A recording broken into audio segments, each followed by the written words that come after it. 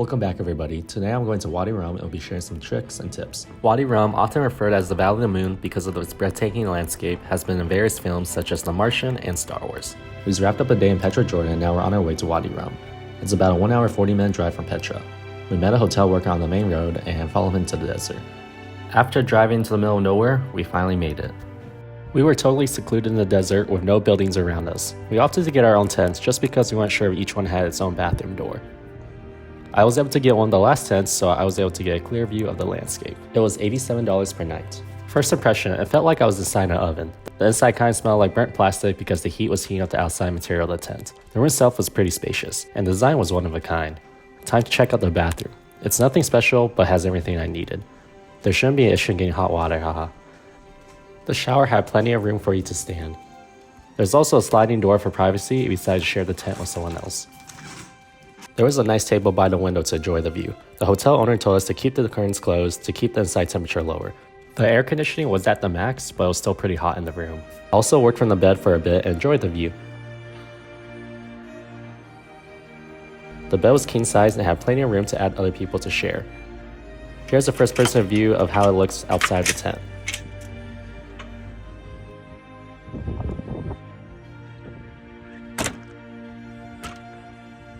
I went outside during sunset and had to capture the epic views.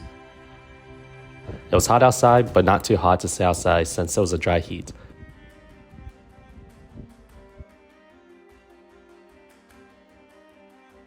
The truck driving by puts in perspective how large is the background. Here's the angle of my tent from the front. It finally started to get a little bit dark. Here's another angle of the walkway where you can see the lights on the ground light up. The sunset on the first night did not disappoint. Next up is dinner, which is at the main parts of the hotel right past the parking lot. You can see that there's a lot more cars in the parking lot now than earlier since everyone's returning from their day tours. This is the main area of the hotel where you can check in and eat meals. It also has the best Wi-Fi service, and since my tent was the farthest away, I wasn't able to get Wi-Fi there. It was starting to get completely dark, but you could still see the remaining sunset. The lights on the ground did a good job of lighting up the pathway. You can see that the staff already started bringing out the plates. After getting a closer look, it seemed like their main course was still being cooked. The meal was zar, which is a traditional meal cooked in an underground oven and can take hours to cook. This is supposed to result in tender and more juicy food. The meal was also cooked underground to create more insulation. The workers were unwrapping the foil so we could see what was being cooked. It took some manpower, but eventually staff was able to dig out the dinner.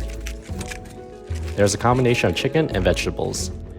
There was a variety of dishes that were available for us to eat for dinner. I wasn't sure what they were, but I was excited to try them.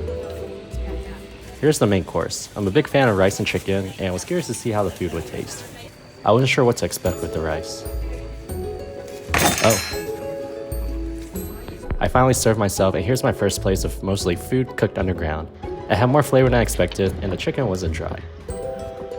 Afterwards, we drove out into the desert to find a spot where we could sit and drink tea while looking at the stars.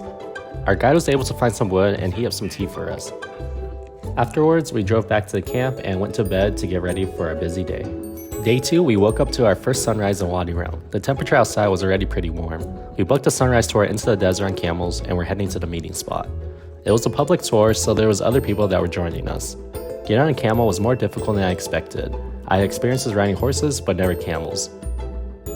Eventually, we set off into the sunrise.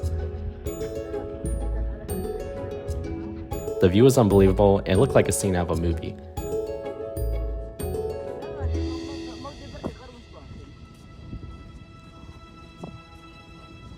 We were able to take breaks during the tour to enjoy the sunrise and film content with the camels. I saw another group riding towards us and had to get a video clip of them. This concludes my stay in Wadi Rum. Hope you enjoyed my video. Don't forget to comment, like, and subscribe, and I'll be posting more travel videos.